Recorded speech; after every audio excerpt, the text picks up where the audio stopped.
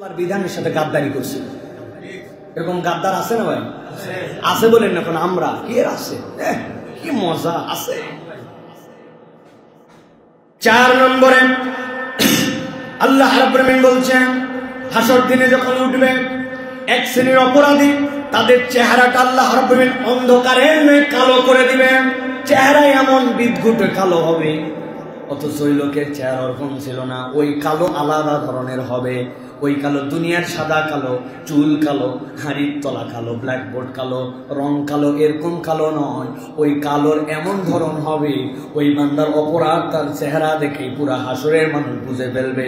আল্লাহ রাব্বুল আলামিন সূরা ইউনূস 27 নম্বর আয়াতের মধ্যে বলছেন, আল্লাহ রাব্বুল আলামিন বলছেন, কাআন্নামা উগশিয়াত উজুহুম কিতাআম মিনাল লাইলি মুজলিমা।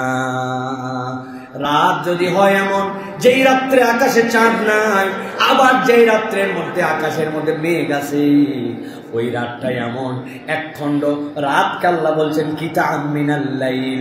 রাতকে যদি কেটে বের করে নেওয়া যেত, রাতকে কাটা সহজ নয়।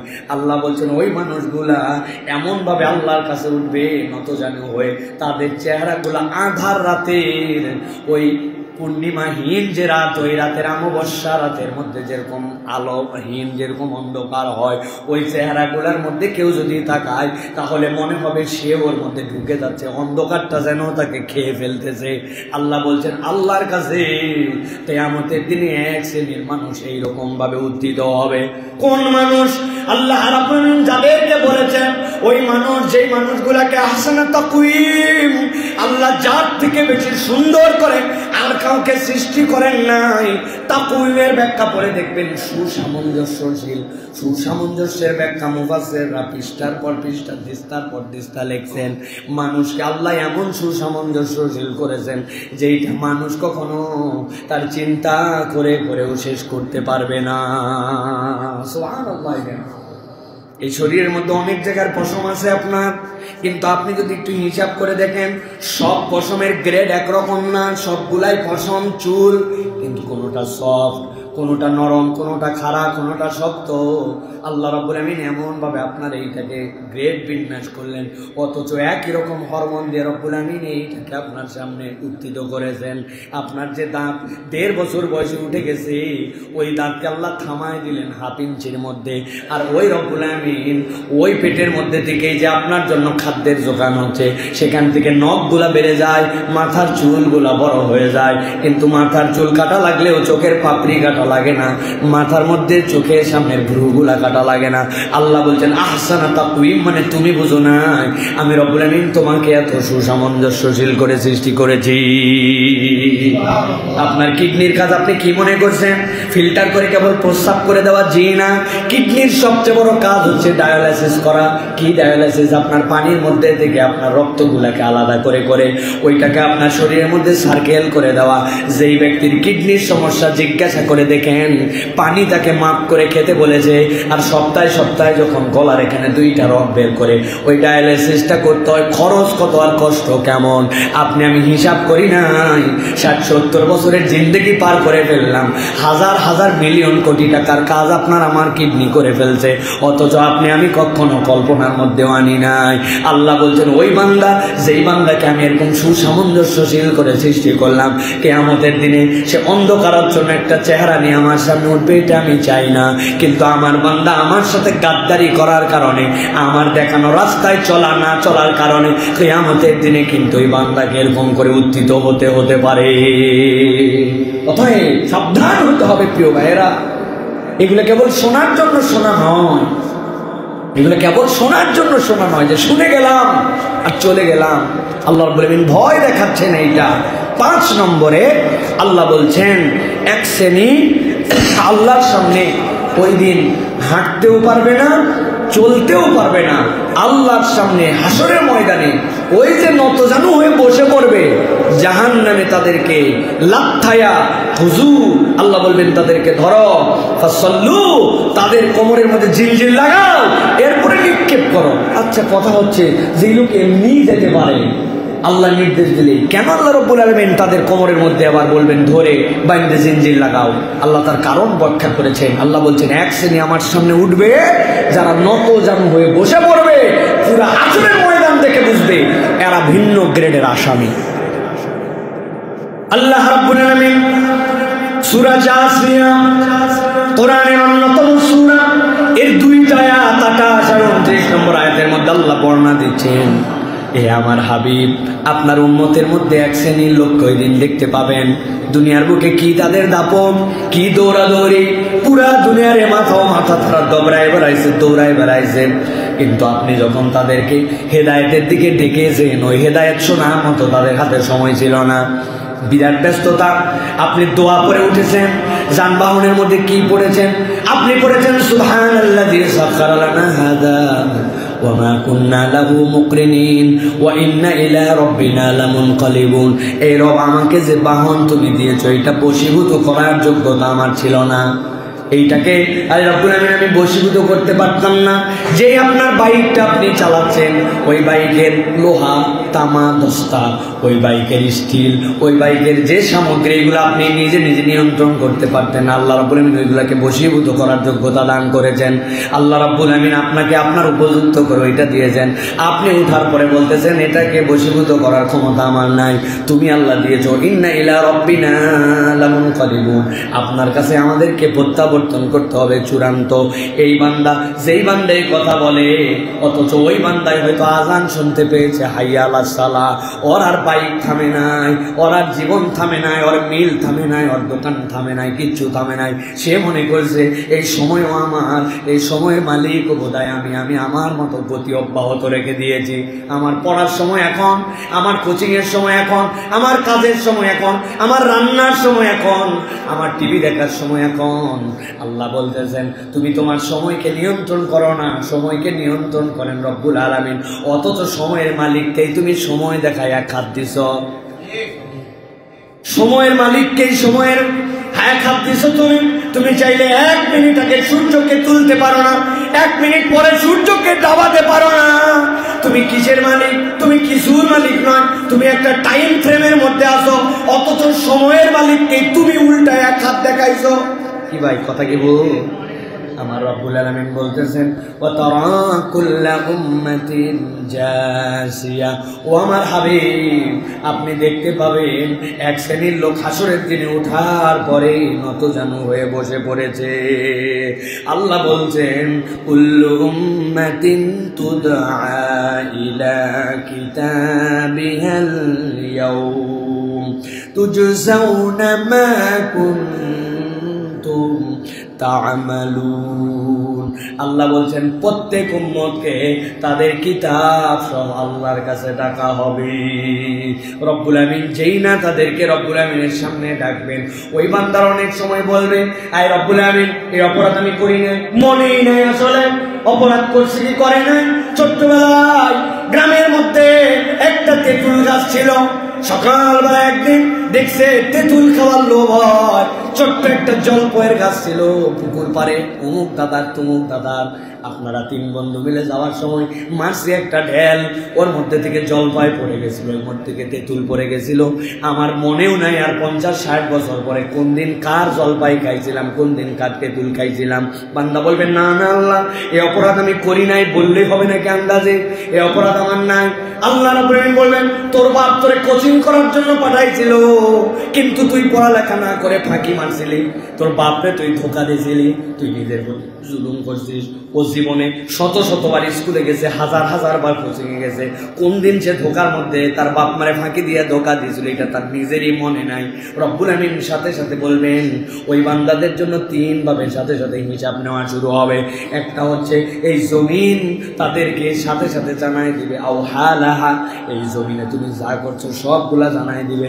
2 নম্বর আল্লাহ রাব্বুল আমিন হাত মুখের জবান বন্ধ করে দিয়া, আল্লাহ মুখের জবান বন্ধ করে দিয়া এরপরে বান্দার অঙ্গ প্রত্যঙ্গের মাধ্যমে সাক্ষ্য নিতে শুরু করবেন। আর 3 নম্বর আল্লাহ তার কিতাবটাকে পড়তে দিবেন, এরপরে সে বলতে শুরু করবে মা লিহাযাল কিতাব লা ইউগাদিরু সগীরাতাও ওয়ালা কাবীরা, কি আশ্চর্য গ্রন্থ এটা, যার মধ্যে ছোট থেকে ছোট, বড় থেকে বড় কোনো বিষয় বাদ দেওয়া হয় নাই।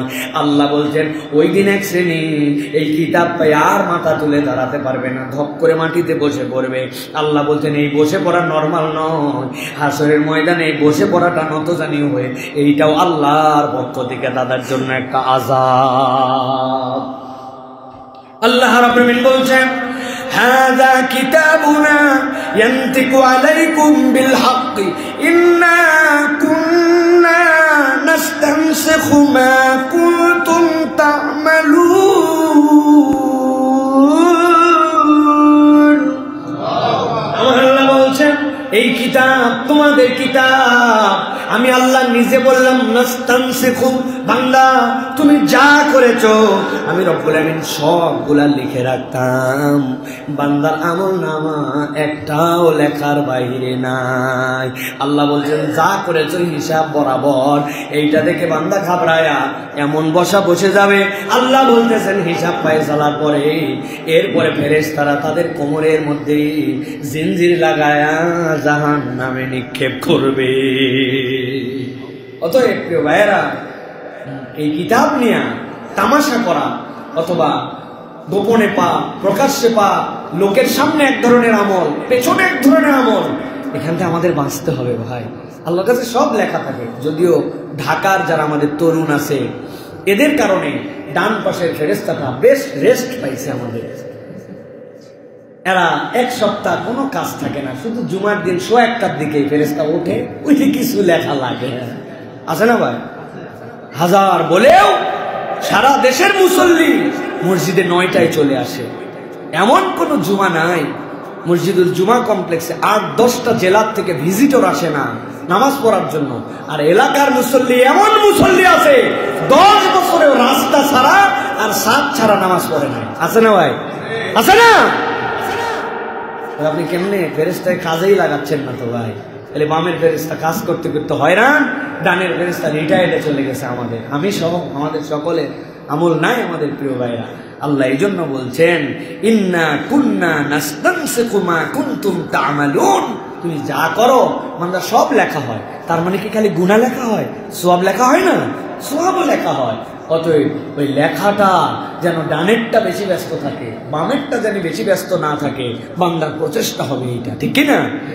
আল্লাহ আমাদেরকে বোঝার তৌফিক দান করেন। সর্বশেষ আল্লাহ বলছেন এক শ্রেণী সবচেয়ে ভয়ঙ্কর ভাবে বিচারের আগে আল্লাহর কাছে উত্থিত হবে। কি? তাদের অবস্থা হবে এমন, প্রাণ যায় না, গেলে তো আরাম, আবার প্রাণ থাকে না, প্রাণটা ওষ্ঠাগত হবে, কণ্ঠনালীর কাছে এসে যেন প্রাণটা বেঁধে গেছে। ও কামনা করবে জীবন চলে যাক, মরে গেলেই বাঁচি, আর কষ্ট সহ্য হয় না, না মরে না সুস্থ থাকে। আল্লাহ বলছেন তাদের প্রাণকে ওষ্ঠাগত করে এই অবস্থাতে হাসর নাসর তাদেরকে করা হবে। নাউজুবিল্লাহ বলবেন না? আল্লাহ রাব্বুল আলামিন বলছেন সূরা কাফির 18 নম্বর আয়াত, আল্লাহ রাব্বুল আলামিন বলছেন ওয়ানজিরহুম ইয়াওমাল আযিফা ইযিল কুলুবু লাদাল হানাজিরি কাযিমিন। আল্লাহ বলছেন আল্লাহর কাছে যখন তারা উদ্ধৃত হবে, ইযিল কুলুব তাদের অন্তরগুলা, তাদের জীবনগুলা, আল্লাহ বলছেন লাদাল হানাজিরি কাযিমিন, ওই মানুষগুলার জন্য যেন প্রাণটা ওষ্ঠাগত হয়ে যাবে। এমন কষ্ট তাদের, তারা মনে করবে এখান থেকে মরে গেলেই বাঁচি, কিন্তু এটা তো মরার জন্য নয়, অথবা কাকতালীয় ভাবে নয়। রব্বুল আলামিন তাদেরকে ওইভাবেই হাসরের ময়দানে উত্থিত করবেন। আল্লাহ বলছেন মালিজ জালিমিনা মিন হামিমিন ওয়ালা শাফিঈ। আল্লাহ রাব্বুল আমিন বলছেন ওই দিন তাদের জন্য কোনো বন্ধু থাকবে না, আবার তাদের জন্য কোনো সুপারিশকারীও থাকবে না।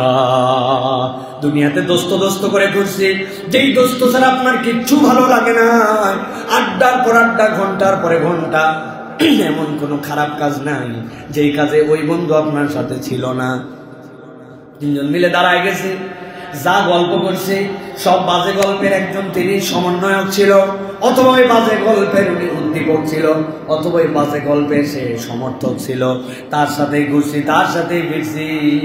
যখন ঈদের সময় আসছে, যখন আনন্দ করার জন্য মন চাইছে, তখন ওই দোস্ত আপনাকে যোগান দিয়ে বলছে দোস্ত আর কতদিন বিড়ি খাবি? চিন্তা করছে আমার দোস্ত বোধহয় বিরাট একটা ভালো কথা বলছে, বিড়ি খাওয়া খারাপ, বলছে দোস্ত আর বিড়ি খায় ফিলিংস আসে না।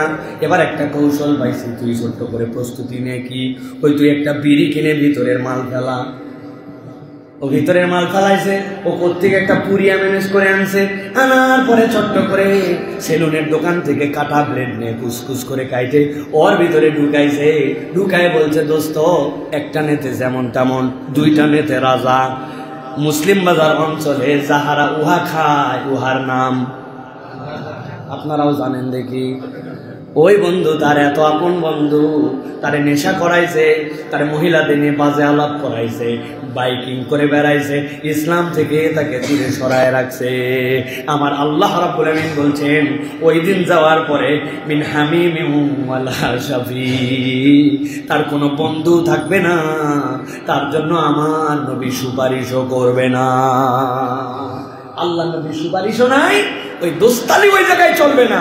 আল্লাহ বলছেন, প্রাণ উৎসাহিত করে রব্বুল আমিন তোমাকে সামনে দাঁড় করাই দিবেন। বান্দা ওই দিন ভয় করো, ওই দিন তোমার চাইলেও আশা লাগবে, না চাইলেও আশা লাগবে। দুনিয়ার শত ব্যস্ততা, মিলিয়ন মিলিয়ন টাকার হিসাব।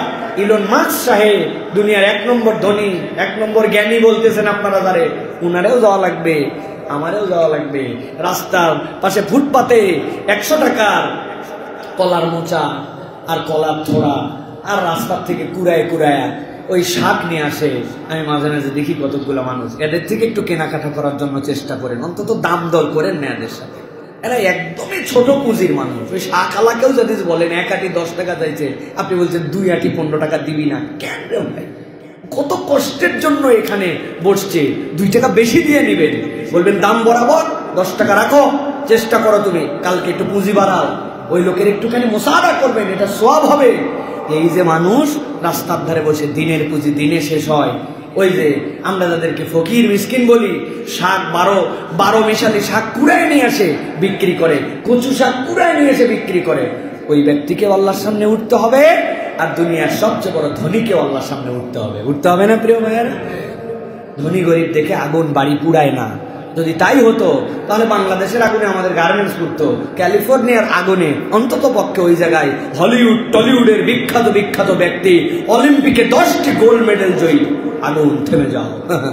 তাই আগুন জ্বলাতে কাউরে হিসাব করে নাই। অতএব মৃত্যু সকলের আসবে, আল্লাহর সামনে সবাই উঠতে হবে। অতএব প্রিয় ভাইরা, প্রস্তুতি নিতে হবে আমাদেরকে। প্রিয় ভাইরা, এই 6 শ্রেণীর অন্তর্ভুক্ত যেন আমরা না হই, আল্লাহর কাছে যেন আর শাজিমের ছায়া পেয়ে আমরা যেন বলতে পারি, রব অপরাধ আছে, গুনাহ আছে, কিন্তু আল্লাহ তোমার ক্ষমার ভিখারি হয়ে আর তোমার হাবিবের সুপারিশের মুখাপেক্ষী হয়ে আমি আল্লাহ তোমার সামনে উঠতে চাই। আমি যেন জালেম না হই, আমি যে দুনিয়ায় আল্লাহর অবাধ্য না হই, কোরআন থেকে দূরে না সরাই, আল্লাহর হুকুমের বিপক্ষে হারাম চোখ দিয়ে না দেখি, আল্লাহর কথার উপরে উদ্ধত্ত আচরণ না করি, আল্লাহর বিধান নিয়ে ক্রিটিসাইজ না করি। সামিআনা ও আতানা, শুনলাম আর মানলাম, এই তবিয়তটা যেন আমাদের মধ্যে হয়।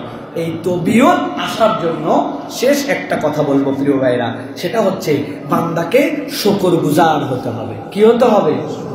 শাকের হতে হবে। বান্দা শাকের না হলে আল্লাহ রাব্বুল আলামিনের কাছে ইতাআতকারী হতে পারে না। আমাদের অধিকাংশের দিলের মধ্যে